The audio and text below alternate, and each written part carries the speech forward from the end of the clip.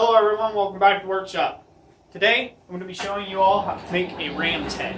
So I hope you guys like this video.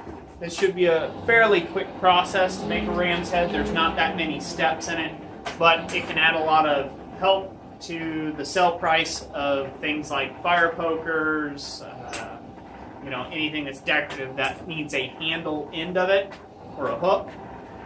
You can add quite a bit of money by making a ram's head, probably between 25 to 50 bucks, depending on your skill level at making them, to any item that you're actually making with them. So, anyways, just figured I'd share this little bit, how I make ram's heads, and hopefully you'll like this video.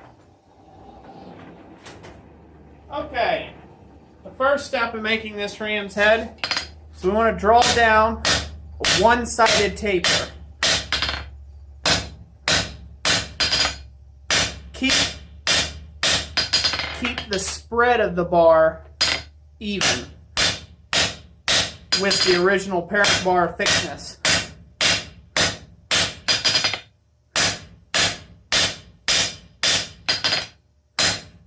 So take your time, keep it nice and hot.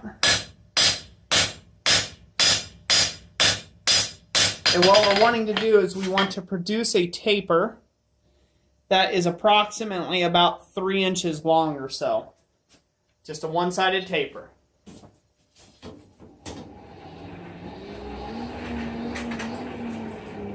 This is 1/2 inch square bar, and this is ideal for a lot of pokers and things like that, fire pokers and whatnot. You can make this on anything, 1/4 inch or whatever tickles your fancy there.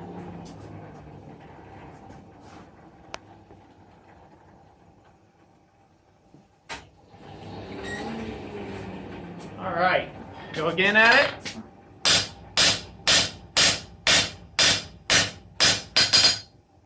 Keeping the bar.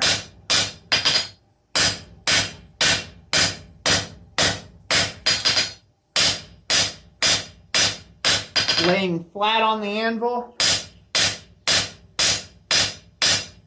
And my hammer coming in at the tangent. Okay, so there we go. There's our one-sided taper. So now I'll go back in the forge. I'll put a piece of scrap plate up here and we'll cut the horns.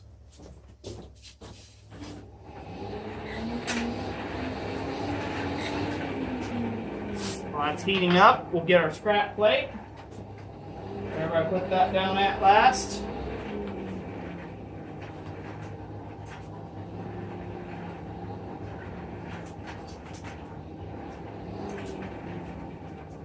There it is. Sorry, I was looking for it. There's our scrap plate. Get our slit chisel ready to go. It's got a little crown for it, so this way we can walk it in the cut. And you'll also want a saw face hammer. Or a regular hammer that you don't usually use to forge with.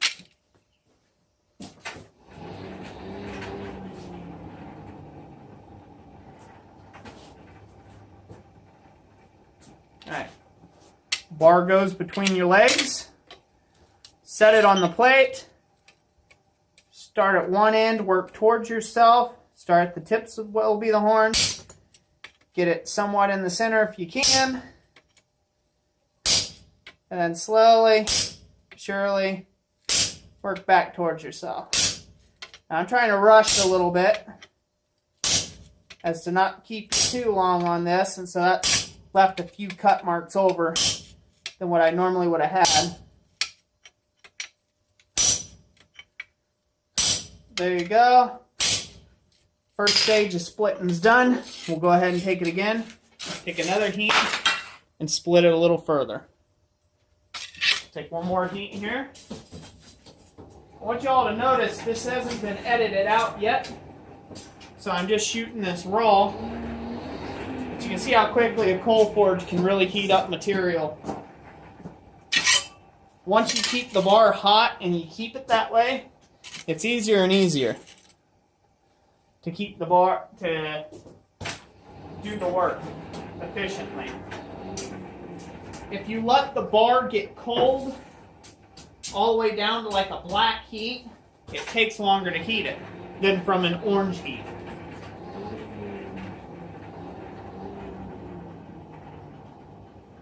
Okie doke. Got it good and hot again. Come in here, give it some more splitting. And now I'm rocking the chisel back a little bit because I just want to get down in this cut. Now I'm angling it again, back into the root of the cut, and away. Again, just trying to get down into the root. Now we're going to flip it over, full 180 degrees, and we're going to focus our chisel right in the root of the cut. Give it a tap. Going to give it one more, and that should have that pretty much split out now. All the way. Now we're ready to draw out our tines. Whoop, sorry about the loud noise. Okay.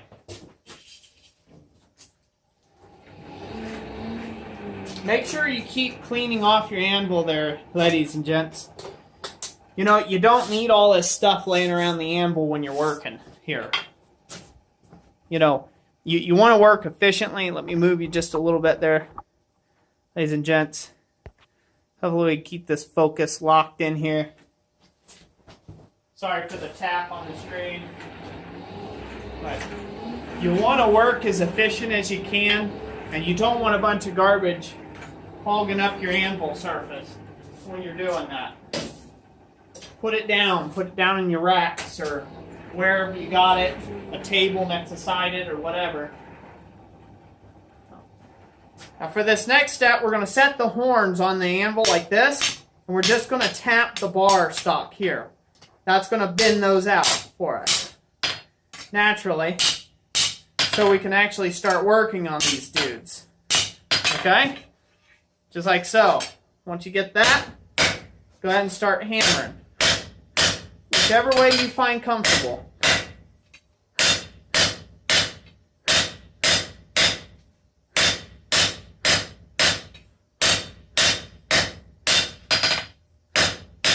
Now we'll take another heat on that. Remember, as you're working with this, it's going to get... There we go. Remember, as you work with the horns, the thinner and thinner the cross-section becomes, the quicker they're going to heat up in the coal forge. So just be careful of that when you're working at this. They will heat up quick. So this is the other side. I haven't worked yet.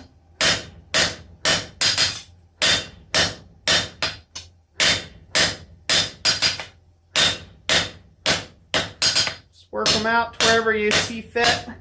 You can draw these out as long and as thin as you like. I'm not going to go too far with them.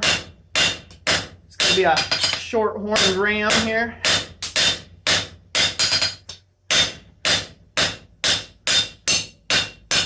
Okay. So once you've got them drawn out roughly even, now we're going to take the next heat and we'll go ahead and knock off the corners. Now I chose not to edit any of this out so you guys can kind of get a sense of the time it takes to do one of these.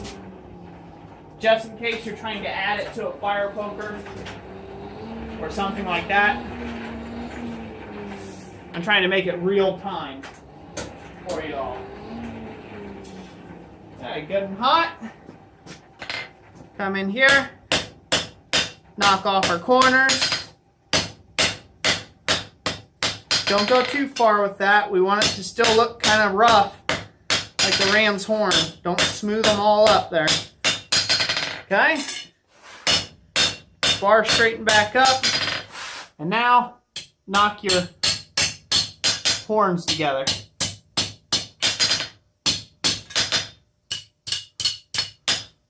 And then that's how you can tell whether you got them right or not. They should come together just like so. Next step, we're going to fold those horns back and work on the face. Do a quick dip of the horns, just the horn sections, into the quench tank. and push them past the end of the fire.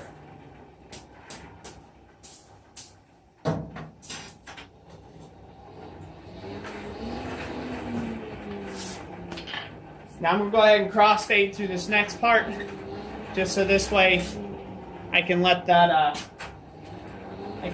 face get heated up. Keep the horns cool as you go. Keep the horns cool. You don't want those to burn off. Be right back with you in a second once it's hot. Okay, we got this good and hot. So now we're going to go ahead and come to the near side of the anvil and figure right about where we want the horns to stop and start. We're going to set this material down a little bit, okay? And then we're going to bend away from that. We kind of want that material there to move and the rest of this material to stay, okay? Essentially, it's just like making a square corner on something at first. So this is how we want this piece to look right now. Just like so. This really went out of focus. Sorry, guys. There we go. Sorry about the thumps on the camera. This thing's trying to do the auto-focusing. I'll try to set it to manual.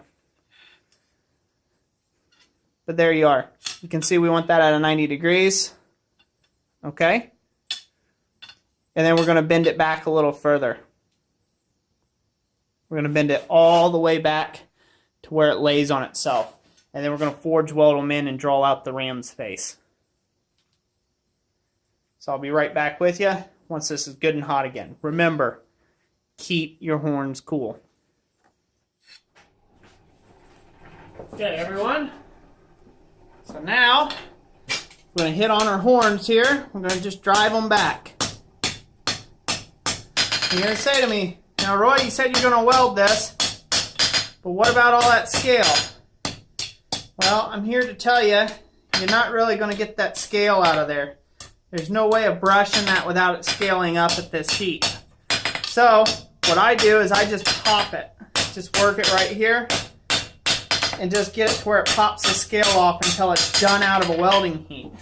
Now, you guys probably can't see down in there, but see how that's nice and clean, that surface is in there?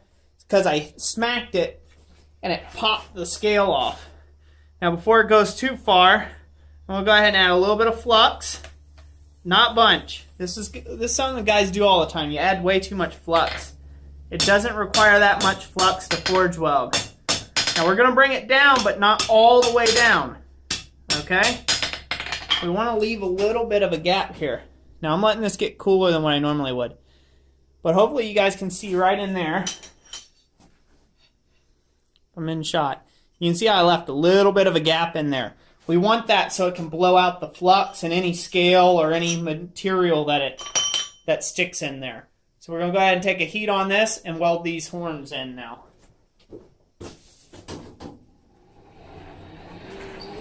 It is very important to bring the heat up nice and slow on this with a very low reducing fire. That means don't have your air blast turned up to like, you know, gale force winds, because all you're doing is oxygenating the piece.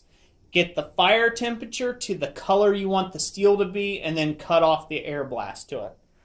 And just regulate it from there and you will have a neutral, an oxygen neutral fire to take and fire weld in. So I'll be right back when this is up to welding heat. Okay everyone, we're up to welding heat. I'm going to go ahead and bring it out and weld the face in. Now that's just a small tack. You see how it's got that steam rolling off of it? That's how you know you're at a welding heat. If you notice, there was no sparklers. Okay, now we're developing some scale on it, mainly from the flux. We'll go ahead and give it one quick brush. Sorry that bumped the camera. Give it one quick brushing. I'm going to take this thing, just so that way it's not so heavy in scale. I'm going to take one more welding heat on that and then draw the face down. We will be right back with that. Alright Alright, got it up to another welding heat. I'm going to pull it out, and I'm going to do it with horns down now, and the face kind of set on the anvil. And kind of get some half on, half off flows. Gonna just draw that down a little bit.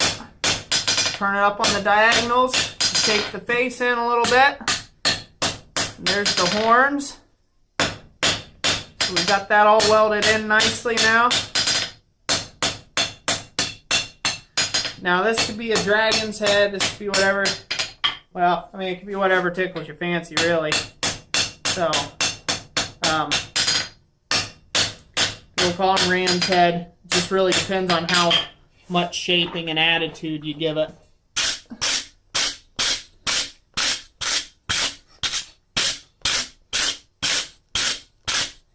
But that's all forge welded in now. Now there's a little bit of cleaning up I can do with the seam and dressing down, and we may do that here in a minute. So the next step is we need to keep refining the snout area a little bit, draw it down a little bit, a taper, like so. And then we need to put on our snouts, the portion of our snout, and then obviously split our mouth and drive our eyes. But that'll be next. So I'll go ahead and continue to refine the shape of the face a little bit. Okay, we got her nice and hot again.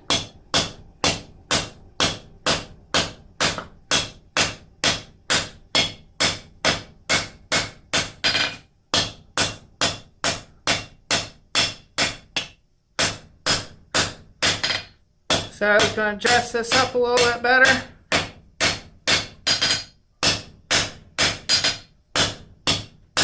Now, if you didn't get a good weld to stick, this is where it's going to start showing. As soon as you start shaping this face. So you want to make sure you get a good weld on it. Make sure you got it up to heat real well and that it welded in nicely before you proceed on to your next step. Because it's going to start showing up about this point. So take another heat, and I'll continue to shape the face a little bit here. Okay, everyone.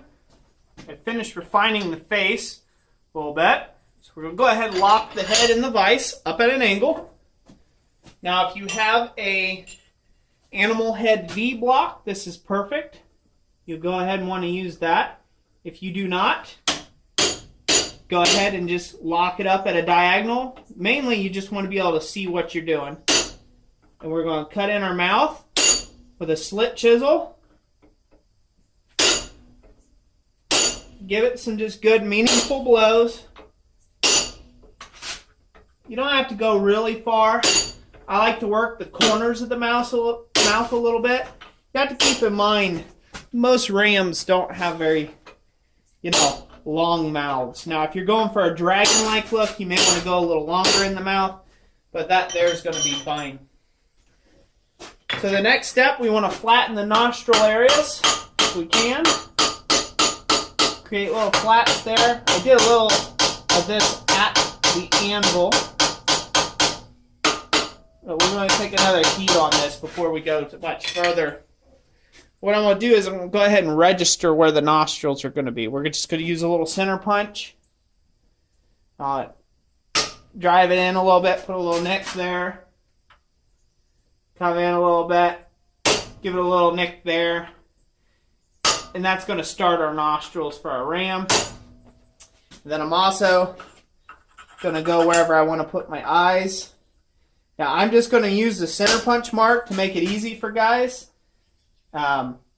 You can make eyeball punches. You can make whatever you want for this. That being said, but there you go.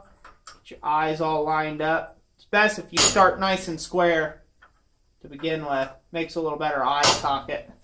But you can always push them around a little bit. I'm just going to use center punch mark dies. It gives the impression. Good enough. You can make eyeball punches if you wish. And go that route. So let's see here.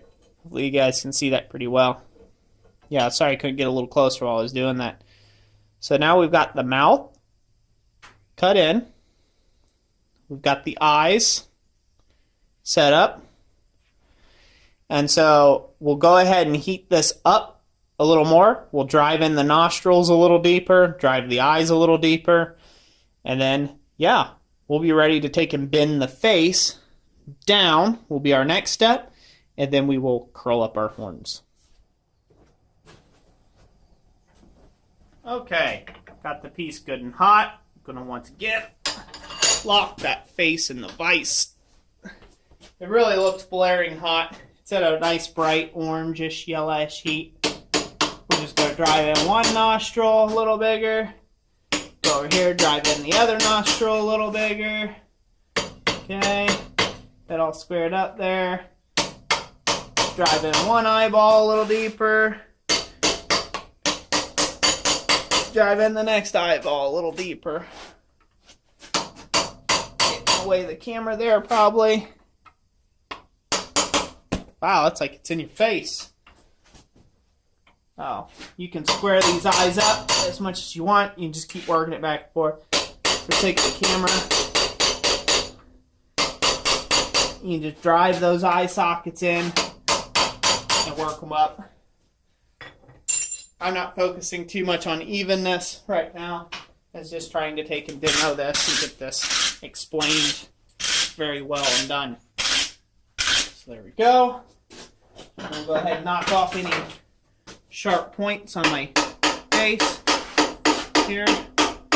Facets. Just kind of give it some extra character before I go on to the next step. Just hammering it around a bit. Taking off anything I don't want there. So now hopefully you guys can see that face develop. So there's the part of the ram's face. Next part, where you're going to bend the head down. That way it's looking at us more, and then curl the ram's horns. Okay everyone, so now we're going to cool off the muzzle of the ram a little bit.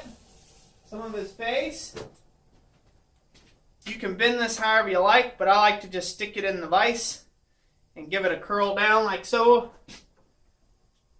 Boom, nice and easy. Easy peasy. That's what we want. Now obviously you can take the time. You can obviously take the time and shape the neck if you wanted to. Something else than square. Once again, I'm not concerning myself with that too much. It's obviously came from a bar of steel. It's not a natural actual ram. But at this point I'll go ahead and spread the horns a little bit with a pair of, you can either do this with a pair of needle nose that have had the jaws rounded off a little bit on them, or you can do it with a pair of scrolling tongs like I'm doing here. So now we've got those spread a little bit, we're just going to go ahead and start scrolling them up.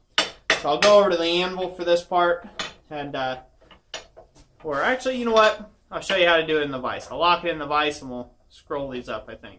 Yep. Be right back with you. Okie doke, everyone. Here's the final stage. We are going to take and curl the horns. So this is fairly simple process. You just take your time and give the horns some curl of whatever you like. I like to use scrolling tongs. They make this job a lot easier. Just bend and twist, and then you could just obviously twist the horns however you like. Make sure you don't get the horns too cold, otherwise you'll leave a lot of little flat spots, but that can look natural too as well. But yeah, essentially that's it. So that's already cooled off. You'll have to take several heats at this, and that's okay. Point is just to curl them. Most ram's horns curl forward. You can go with a loose curl or tight curls, and depending on how long this was, you can really curl them up if you want to and make it look very artistic. So I'm going to go ahead and finish doing this, but I think you guys have the ideal now that you guys can make a ram's head for yourselves. I'll go ahead and just put a finished photo of the ram's head when I get it done at the end of this video. Thank you all for watching this video, and if you liked it, give it that thumbs up. And yeah, let me know what you think. So, God bless you all, and yeah, we'll catch you on the next one. Thanks for watching.